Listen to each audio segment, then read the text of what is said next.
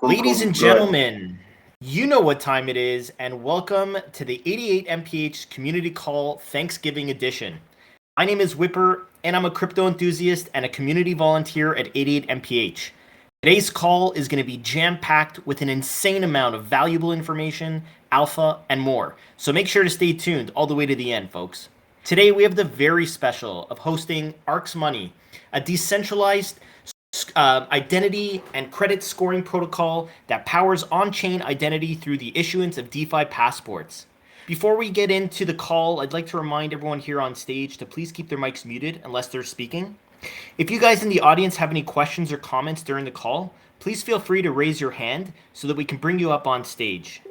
For the sake of getting more community engagement, we invite you guys to ask your questions or comments at any time throughout the call, so feel free. Just raise your hand so that we can know to let you jump on stage. As with tradition here at 88 MPH, we will close the call with a $100 raffle giveaway in the form of 1 MPH.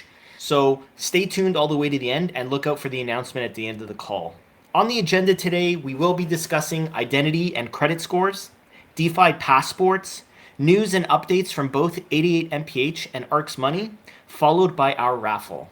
It's our great pleasure to have Liam with us. Liam, I was wondering if you could please start us off with a brief introduction into who you are, how you got into the crypto space, and let's just get a very brief overview of what is ARCx Money and then we'll dig way deeper into it. So just to recap, a brief introduction into who you are and how you got into this space.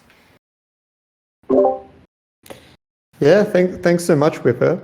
My name's Liam, and really, how I got into the space probably started in 2017. So I was just trading Bitcoin when there was the run-up, and I probably didn't have a lot of sort of involvement on the tech side. It was mostly just like gambling, for lack of a better word. But yeah, like I then kind of started to get into it again when like DeFi summer was coming, but I was kind of surprised by how much the space had evolved. And then, by like probably December last year, I was just like completely into it. Actually starting off like on Binance Smart Chain, just doing just all sorts of things on there. And then, I just got so interested in it. I had decided that I wanted to do it full time. So I reached out to one of my friends who I was doing like improv comedy courses with, and was like, yeah, I'd love to help out. And then joined ARCx Money from there pretty much. That's like a really high overview. That's awesome. Thanks, Liam. And it's a pleasure to have you with us today. We're super excited to dive into the project and not only learn a little bit more about you, but the project as well. I'm going to pass the mic to McFly because I do see some new users in the audience. McFly, maybe you can just give a small, brief introduction into what 88 MPH is for those that are listening with us today. Yep, sure. So welcome everyone. Thanks for joining us. I'm McFly, co-founder of 88 MPH. We are offering two kinds of products. The main one is a fixed rate on various cryptocurrencies and stablecoins. And the other one is a yield token where you can speculate on future yield, variable yield you can get on Compound or Aave or whatever underlying lending protocol we are using. So we are on Ethereum mainnet, we are on Phantom, Polygon, and Avalanche. Thanks for that, McFly.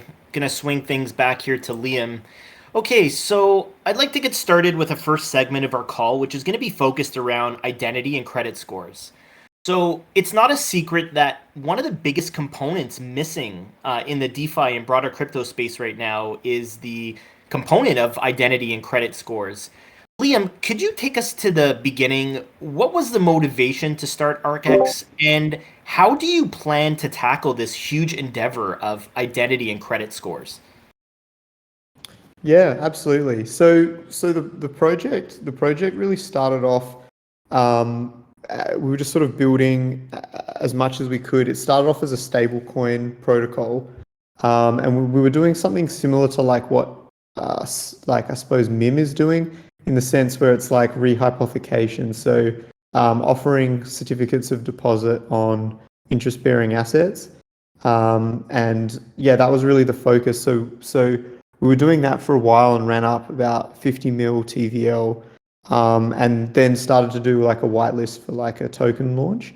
And what we realized when we were starting to do that was really like how interesting it was, in terms of looking at how we look at individual users and how we decide how to allocate resources based on people who are completely anonymous or pseudonymous.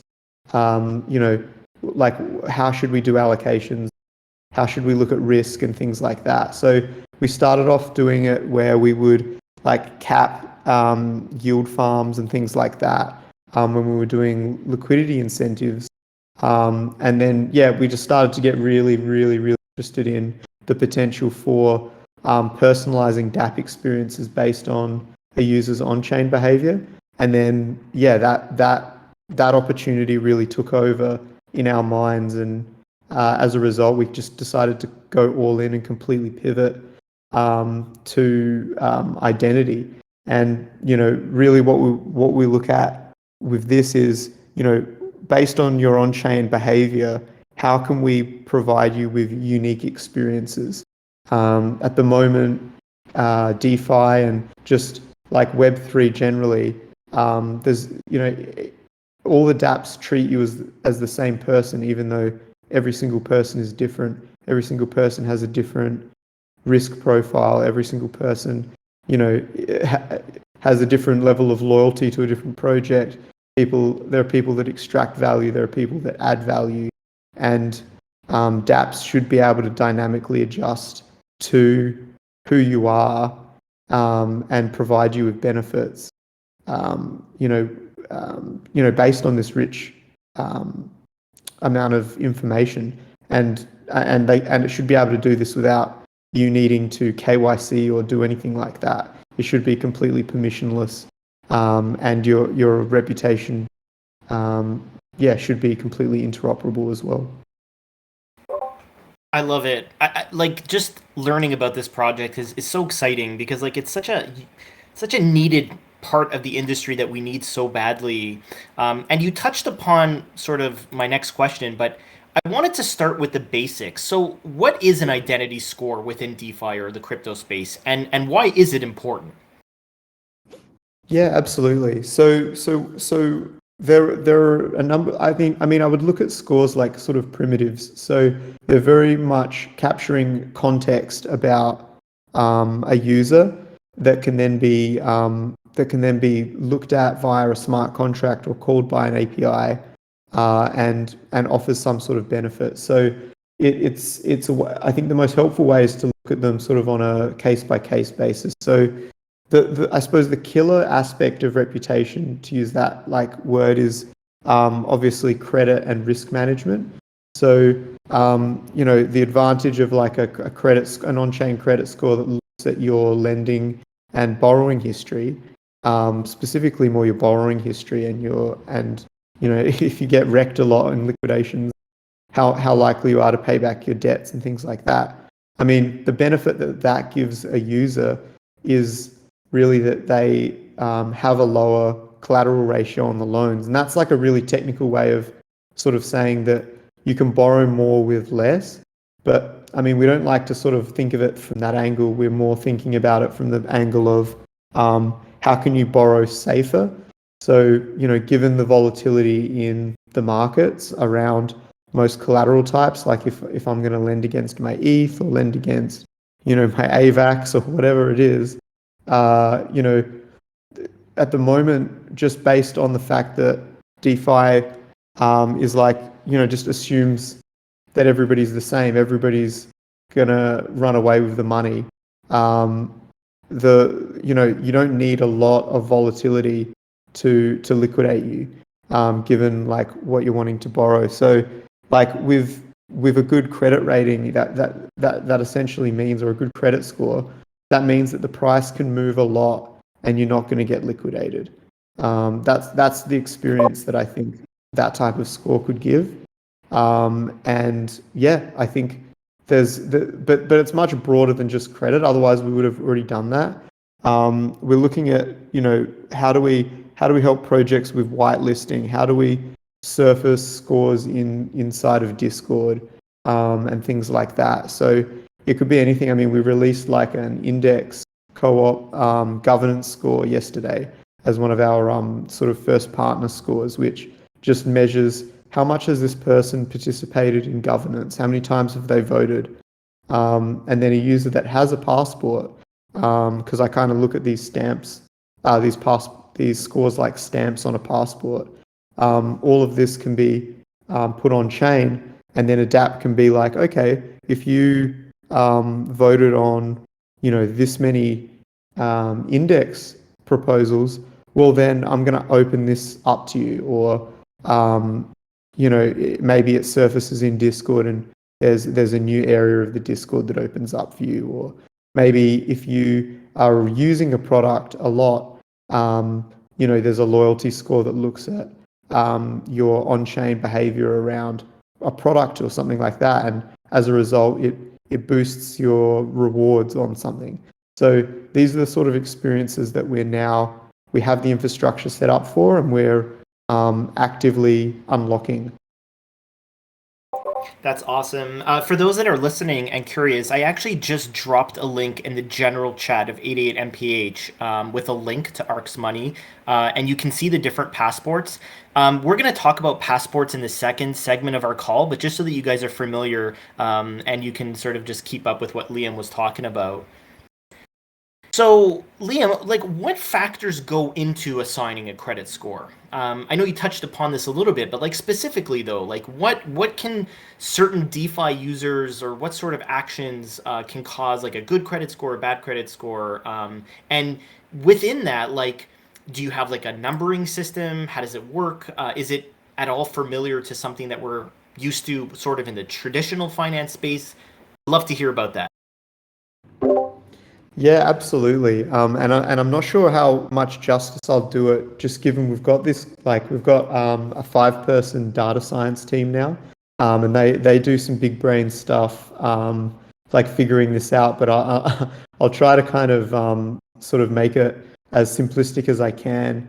I think the main variables that we look at for this is really your like on-chain history of borrowing. So it's not something where you just sign up and you're going to have like a perfect credit score like from day one.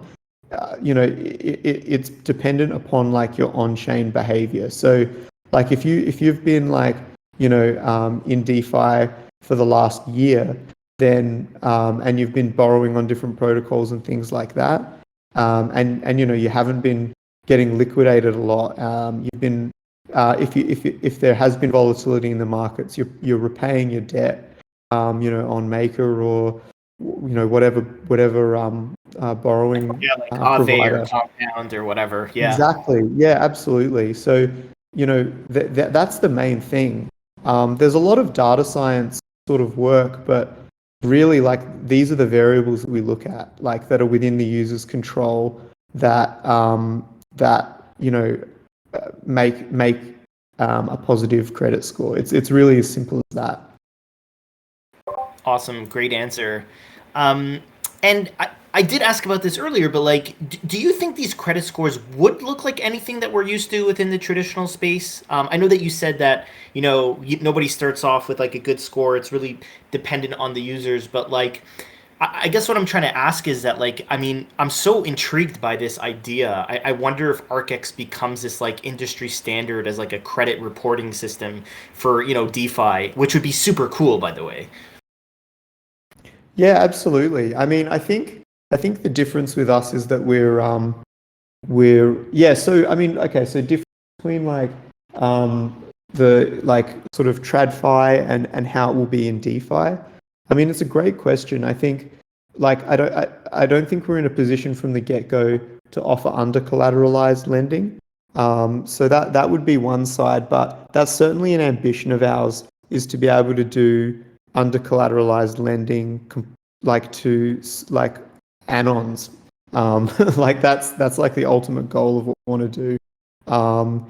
I mean, yeah, I think the big advantage though of like the difference would be just like the frictionlessness of DeFi, the fact that you're gonna in 2 clicks you're able to do it, and you're able to have your main collateral types that you value in crypto actually taken as collateral. So like if I go to any normal borrower in traditional finance, then very few of them are going to allow me to collateralize my crypto.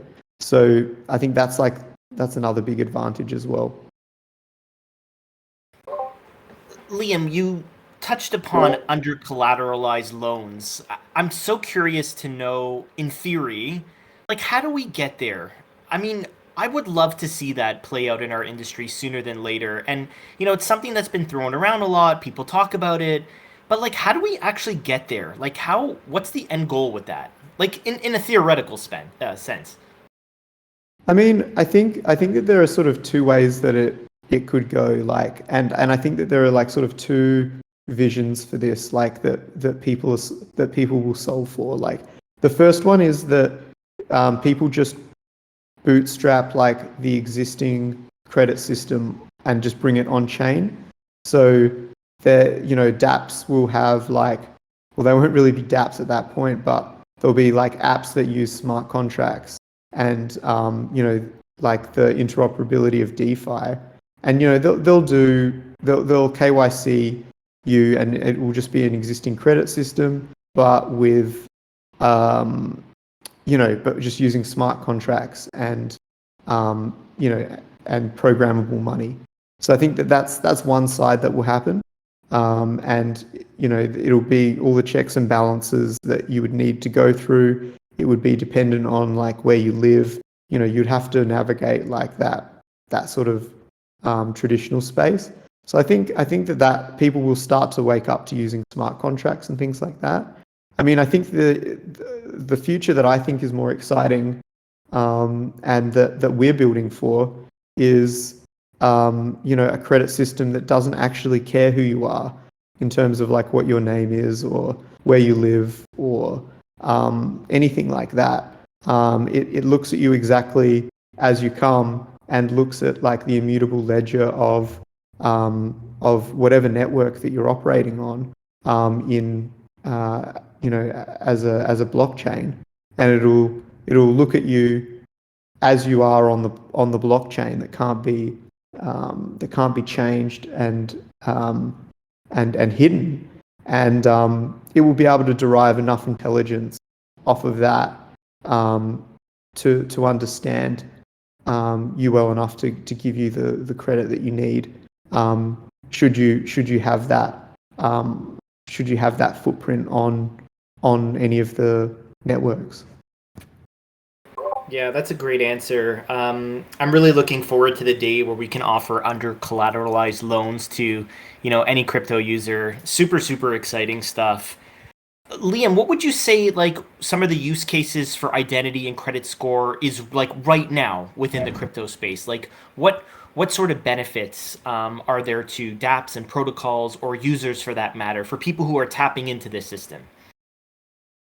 Absolutely. So really what we're focused on, so there's sort of two aspects to that. Like, the first one is that there's a lot of benefits that we're exploring at the moment that because we want to be broader than just credit. I mean, we've got like the audits and everything happening, and like we're very we've done a stable coin before that kind of got us to the point where we can understand this. So like we understand the credit. I think the real opportunity is broader than just that. But I think that there's a lot of value in credit, obviously. So that's something that we're going after. But it's more about like what can reputation unlock? Can you help new projects with their whitelisting by like figuring out what they value in their community and issuing passports for the airdrops or something like that. So people don't have to when they start a new project like sift through like Discord messages and like manually tag people and things like that. to figure out what's happening. There's ways that you can augment governance by if you have more active participants, maybe that they get more voting power. So it starts to compound up to a point, and one vote is worth two votes, at a certain point. So I think that there's just all of these sort of discrete values that each community has that they share with their users. And I think projects in the space are really wanting to better understand how to appreciate users as individuals.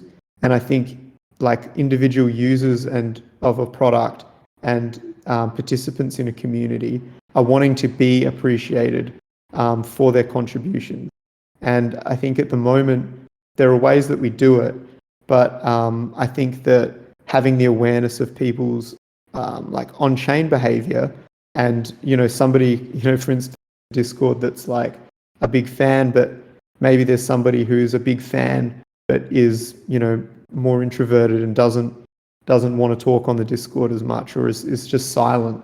There's a huge amount of people like that, and there's also a lot of really loud people who maybe don't even hold any tokens, things like that. So it's like, where's the source of truth on that sort of stuff? And the answer is that there isn't one, and that's what we want to build. Those are great points. Yeah.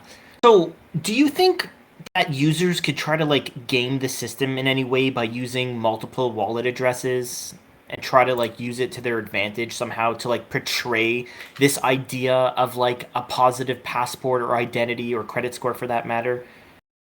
Yeah, it's a great question. It's a great question because I suppose, and just for context for the audience as well, so passports are non-transferable. So you can have one for a wallet, but you cannot transfer it to another wallet. In the future, we think that there'll be ways of linking wallets with zero-knowledge proofs, but that's a while away. But to like get to your point, like around, so I can set up a passport for different wallets, and act as a different person on different wallets. I mean, I think that it's almost a philosophical question in the sense that if I've spent a long time pretending to be a good person, is that like different to just being a good person? That's sort of, is it, yeah. I mean that's like the big thing. I hear It's you. like You make a good point there yeah. for sure. You make a good point there. And do you think that like so ENS has been a huge hit recently, and do you guys in any way plan to integrate ENS with like passports or wallets and identities and credit scores? Is that something that you guys plan to do? Because that's also a way of like creating an identity in a way, is it not?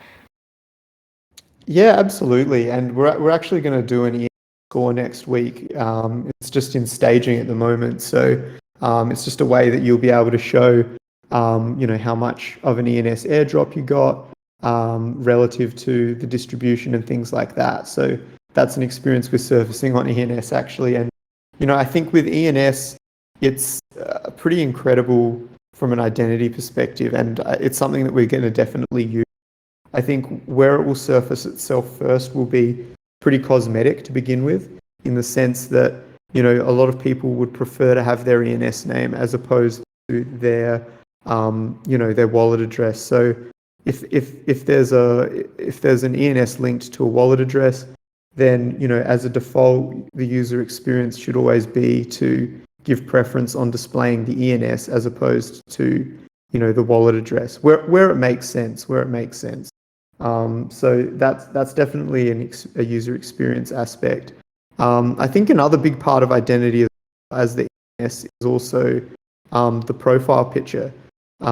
So like having a way that almost like there used to be this thing in Web 2 called like a gravatar, and it was like this. I don't know if anyone remembers them, but it was like this JPEG that would like be linked to your email address, I think it was, and wherever you would go, you could click Gravatar and it would just immediately pull that PFP to your profile, so you didn't need to go into your files or whatever and upload like the same image every time.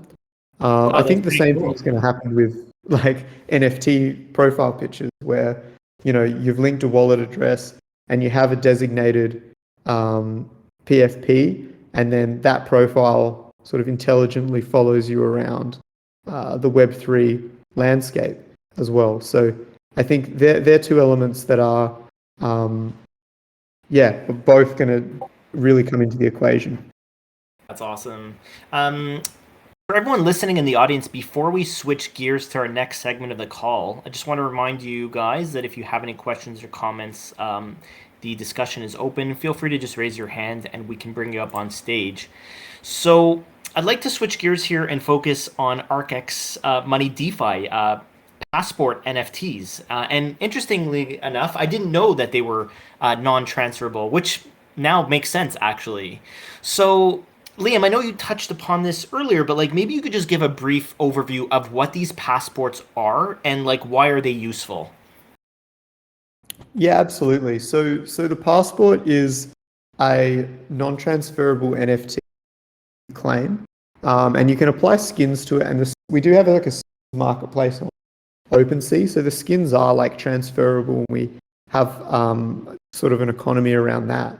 But I mean, essentially, yeah, like the passport is is a non-transferable NFT that you claim, and really it's an opt-in system to essentially show to other dApps your that want to be able to check like what your on-chain reputation is. So for instance, if you claim like a credit score, which we'll be releasing in the next couple of months, like you'll be able to dApps will be able to say, okay, this person has this credit score.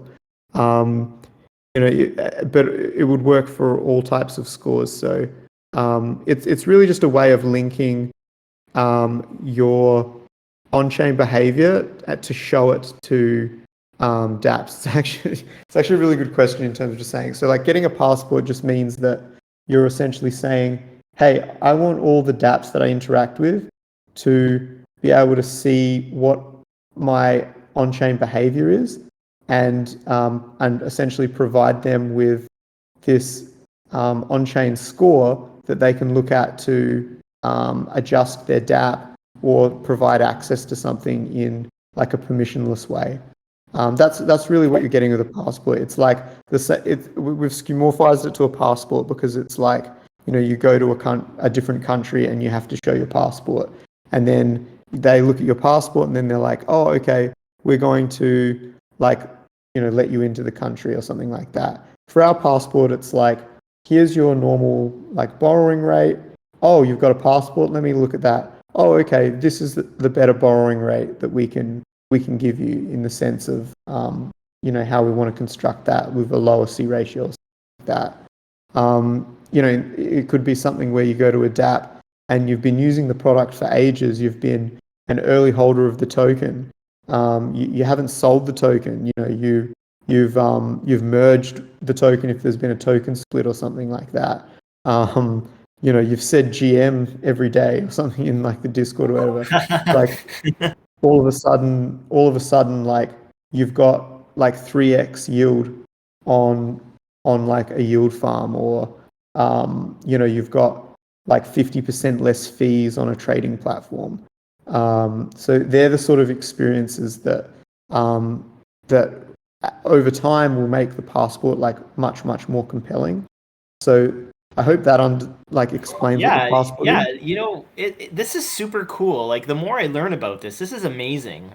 These passports and these solutions are fabulous. I'm so excited to learn more about this project and see what sort of unfolds. But this stuff is like crazy cool. So like Liam, where can use? I did drop a link for everyone, but like. So, what can users do right now with their DeFi passports? Are there any real cases that like people can actually use them right now, or is this something that's being sort of built out for the future? Yeah, great question. So all of the heavy lifting has now been done. We've built out all of the infrastructure for this. We've got a couple of scores that are sort of up now. We created a loyalty score for our own protocol that we start experimenting. I would say we're in the very early stages in the sense that all of the infrastructure we have, the analytics platform, the ability to do updates to on-chain. We've got like a stable app now, and we've got sort of a roadmap that's now at a point where we're feeling more comfortable sharing it publicly. So that's sort of where we're at the moment. And then over the next 2 to 3 months, we're going to be adding like probably two scores a week to begin with, just new ones that capture different parts of history in on-chain, and we're also going to be supporting Polygon as well. And yeah, really, I think what the call to action would be at this stage would be, I mean, if you're interested, definitely check us out and get involved. But also, like, let us know what scores you'd like to see as well. I think we've got everything set up and we can move very quickly now. So right now, like, I'm just spending as much time as I can immersing myself in the community, trying to really understand what people are wanting and making sure that we're building it into the platform, because we can go from no score to a score in like less than a day now. Like, we're even developing our own like scripting language for it that can articulate exactly what on-chain stuff needs to happen, and then I just push it and it will appear in the site. So that's kind of where we're at the moment.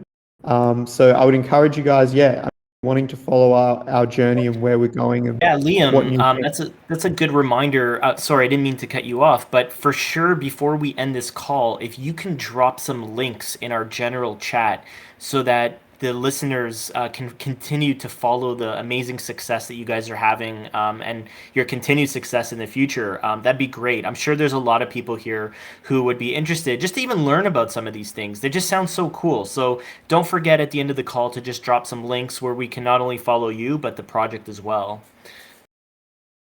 Thanks. Yeah, Um, absolutely, guys. yeah. So, are there any perks right now to having a DeFi passport? I know that you mentioned that on your own protocol. Are there any partnerships that maybe you can mention, or anything happening in the works that it's like part of a club of some sort? Like, are there any perks that users could look forward to having these passports? Absolutely. So something that we're going to be building in protocol is that we will be boosting like the staking rewards that we have based on an ARCx score. So that's where we've been sort of, like, I suppose, experimenting with the idea of boosting rewards using on-chain behavior. So yeah, that's going to be something that we have in the next couple of weeks. It's going to go live. And then in terms of that, I think a lot of the value is going to begin as like a social construct. So to be able to show your score, like to show how early you were to a project, or to show your history, or how long you've hodled a token for. I think the value from the beginning that we're going to start exploring is going to be social, but ultimately all of these sort of social things that you can share are able to be interpreted by dApps. And so I would say we're still sort of quite early, but I think next month and a half, 2 months, we're going to have a lot more benefits around what we can surface up with this. That's amazing. So where can users mint these passports right now? What chains do you support? Are they exclusive to specific chains? And then are there any costs associated with minting these passports? Yeah, absolutely. So we're starting to make it a lot more accessible. So there's no direct cost other than the mint cost to claim a passport. And we are supporting Polygon in the coming weeks, so users can mint their passport on Polygon. And really, and then from there, we're going to be supporting all EVM chains. So your passport can go onto any EVM chain and be recognized there, as we sort of roll those out. The cost is the mint cost. So that's, I mean, on Ethereum, that's like quite high at the moment. And we'll be doing that on Polygon, so it's much cheaper soon. Yeah, and we also have like sort of a skins marketplace as well. Cool. And Liam, when you guys do launch on other chains, will there be like an easy bridge where you can transfer your passport to the same wallet address from one chain to the other? I know that the actual NFT is not transferable, but like since it's the same address on different EVM chains, is there like a way to bridge it over if you needed to, or? Absolutely. Yeah, I mean, it just sort of knows. So the current implementation is that you activate it each chain, but there's still the continuity of experience. Like all of your scores and everything will be the same, which is why you can check like what you've been doing on Ethereum, even though you're on Polygon, because it sort of looks at the EVM as just like this one entity. So yeah, I mean, it's more, people would toggle more just for the dApps that they use, and if people are wanting to check it out and don't want to pay mint costs on Ethereum, that's sort of the first reason that we've moved over. But yeah, your passport moves wherever you are, and in the current implementation, if you go to a new chain, it will be like an approved transaction that you have to do each chain. But in the future, we're thinking of a way to make this like even easier. So yeah, more to come there as well. Cool, cool. That's super awesome. So before we head into the next segment, which is focused on news and updates from both 88 MPH as well as Archex, I want to just again remind everyone listening in the audience, if you have any questions or comments, it's open discussion. Feel free to pop in at any point. So let's start talking about some news and updates. Liam, is there anything worthwhile mentioning? Obviously, you mentioned so much. I know everything is super early and everything sounds super awesome. I am super excited. But like, is there anything that you want to mention? Perhaps like a big milestone that you guys achieved, or like what can we expect and look forward to within the next couple of months for those that will be following the project? Going Yeah, forward? absolutely. I mean, I think yesterday was like a big milestone for us where we did a partnership with Index Co-op and released like a governance score that so I think that was really cool because it was just a complete first of its kind in the sense that users in the Index Co-op community that have like really strong values towards governance participation and voting and being a contributor in the DAO now have like this way to actually show like how much they've been voting and things like that as well. So and if somebody ever wants to build a smart contract that looks at that, then they can essentially be able to, a user can actually show a dApp how much they've been voting. So I think that was just like a great milestone. The first time we've like worked with a project to produce a score, and it's just whenever you get a first, it's always great to like break new ground. So I think in terms of like what to expect over the next couple of months, we're going to be releasing a lot more scores in collaboration with different communities. We're going to be surfacing Discord experiences as well. And yeah, it's just going to be about getting and we're going to be making the passport even easier to claim, and just trying to get as many people to engage with our ecosystem as possible before we go live with our Borrow product sort of in the first half of next year. That's super awesome. Okay, Liam, I'm gonna put you on the spot. This is like I'm questioning you directly. It has nothing to do with ARCx, but like if you had to guess, how far out do you think we'll see under collateralized loans within the crypto space? Just for fun. Prediction. Absolutely. I mean, I'd love to break ground on that. So I'm gonna say 2 years. And that's almost conservative. Like I'm gonna say 2 years. And I'll preface that as well by saying, like non KYC under collateralized. I think like KYC under come quicker, but like completely permissionless, like anon under collateralized, I'm going to say 2 years. Okay, that sounds awesome, guys. I hope so too. That sounds amazing. Liam, I'm going to switch over to 88 MPH with regards to our news and updates. We invite you to stick around with us. We've really enjoyed having you on our call. This is a segment where we pretty much just focus on news and updates with regards to our protocol and also give our audience a chance to pop in with questions and comments. But please feel free to stick around as there may be some questions if we do have some extra time. So I'm going to pass the mic over to McFly. If you want to give us the rundown, that'd be amazing. Yeah, thanks, Whipper. Thanks, Liam. It was a great call. We will discuss more about how we can collaborate with Archex for sure in the following days and weeks.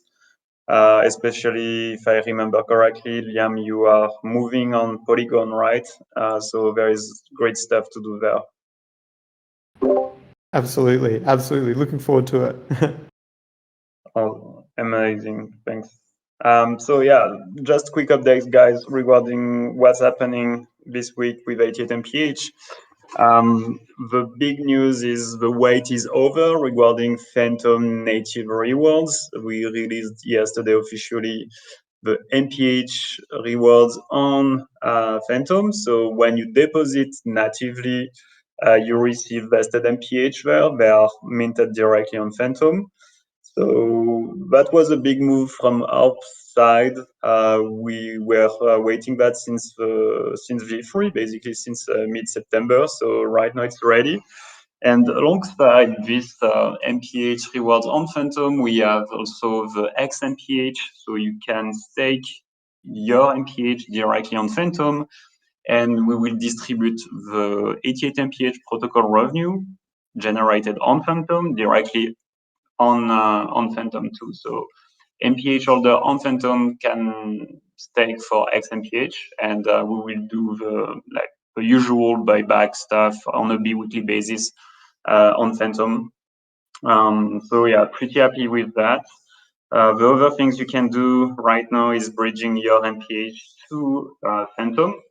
So we are using under the hood any swap bridge. The thing that you need to have keep in mind that it's a one-way bridge right now, so you can't go back on it from mainnet with this bridge. So the main reason, if you want to bridge to Phantom, your MPH, is because there is a better staking rewards, for example, because we are generating more revenue on Phantom, or because you want to, because there is a better price of MPH on Phantom. So there is not a lot of reason right now to bridge your MPH to Phantom. So I would suggest to just keep your MPH on from mainnet right now. And when we have a better iteration of the bridge, it will make more sense. But yeah, up to you guys. So yeah, regarding the next step for Phantom, we are currently looking how to build liquidity there. So I'm talking with Spooky Swap. I'm talking with Beethoven Finance also, and I'm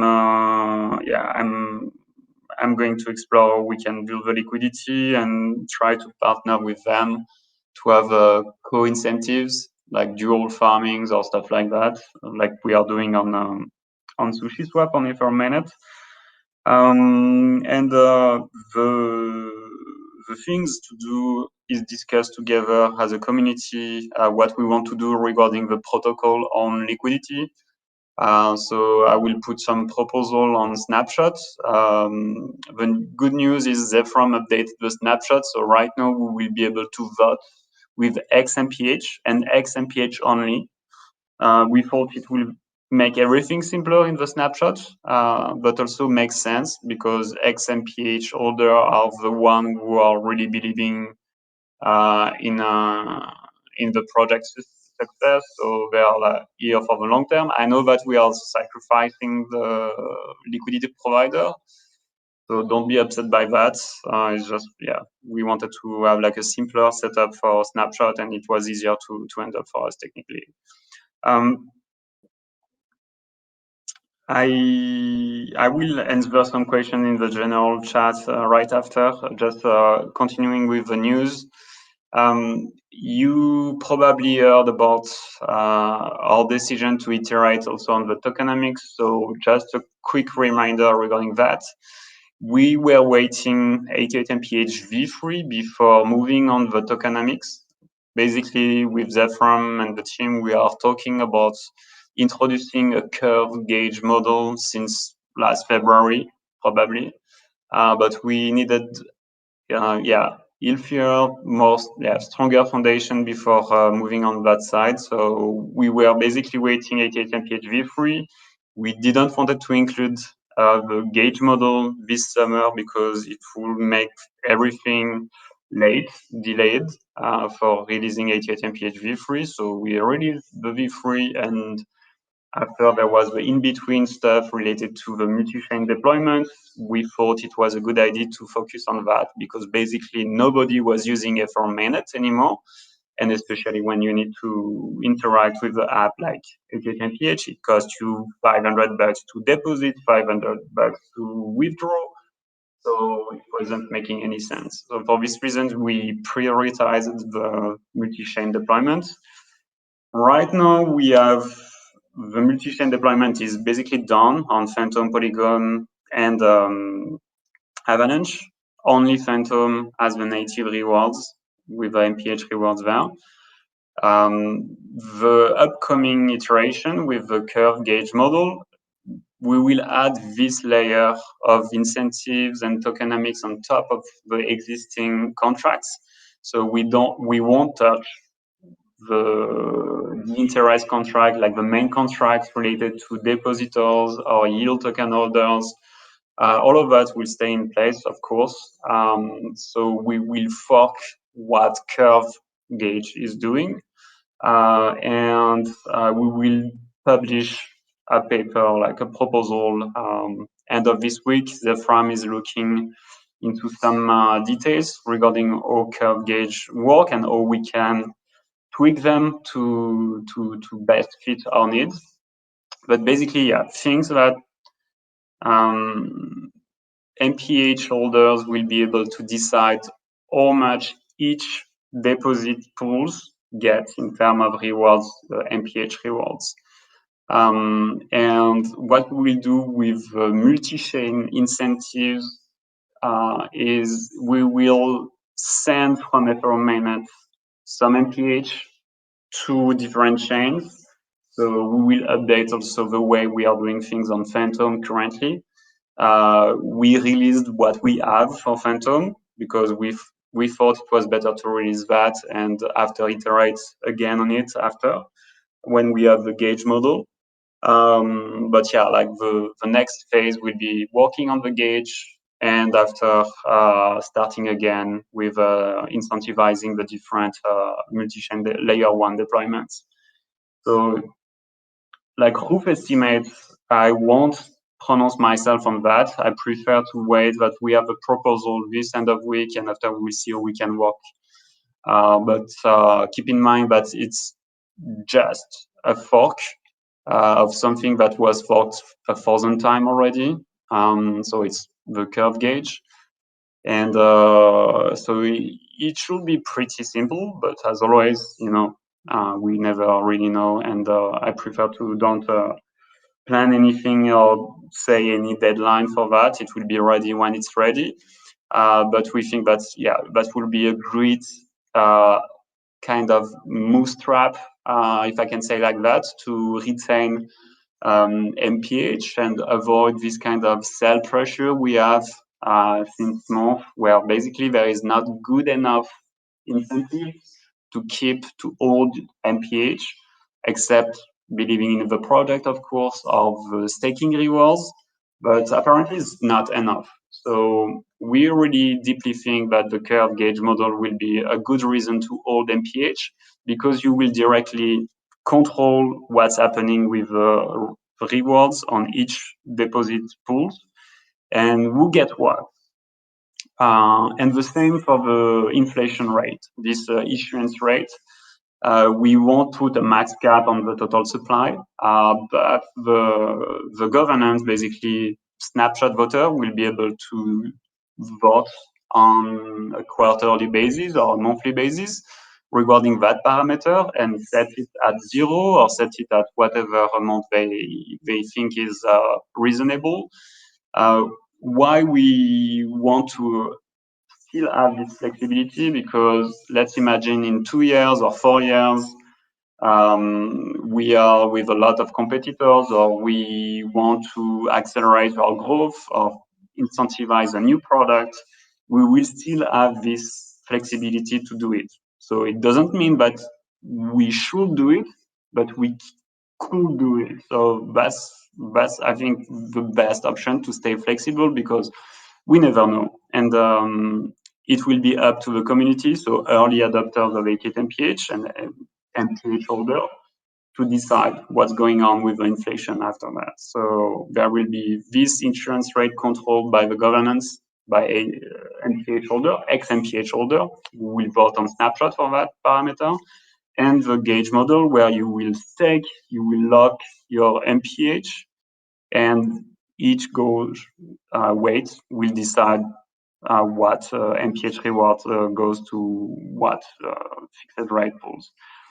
So yeah, that's another layer of tokenomics on top of what we have currently, and the protocol revenue will be also progressively geared towards the MPH locked in the gauge.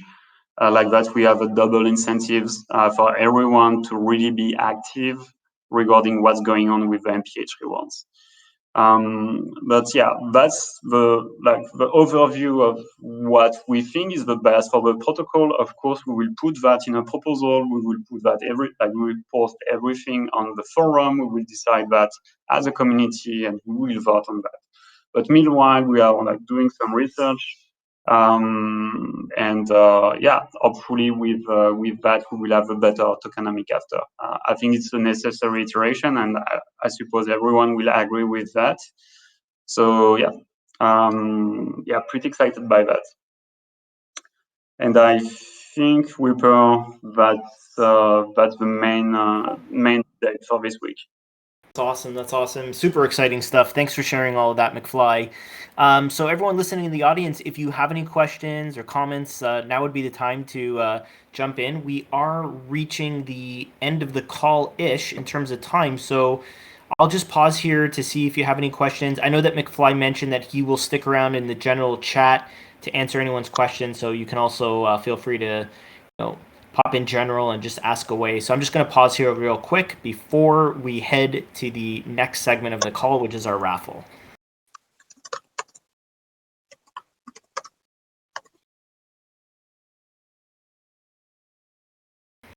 Okay, so it looks like we don't have any questions, so we're going to head to our raffle.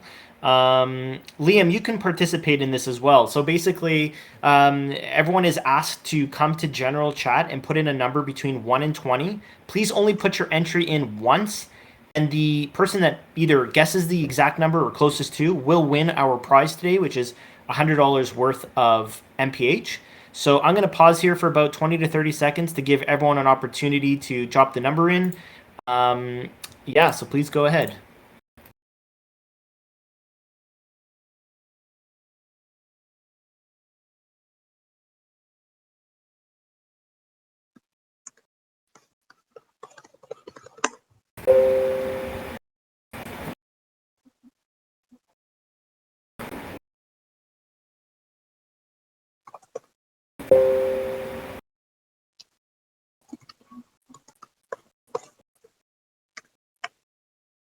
Okay, looks like we're closing out in 10 seconds. So if you haven't put your entry in, please feel free to do so right now.